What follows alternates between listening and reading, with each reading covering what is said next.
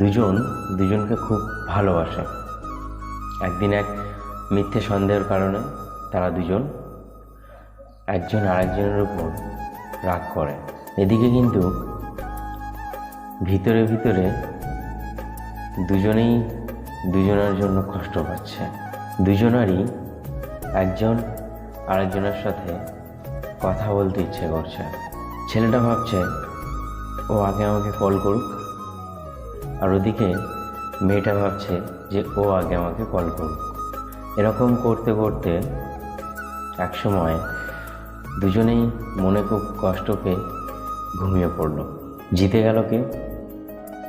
অভিমান। হেরে গেল কে? ভালোবাসা। এটুকুতে কি বোঝা গেল? সব সন্দেহ কিন্তু আপন মানুষকে আগলে রাখা নয়। কিছু সন্দেহ আছে এমন যা খুব শক্ত সবল ভালো সম্পর্কের মাঝেও ফাটল ধরিয়ে দেয়।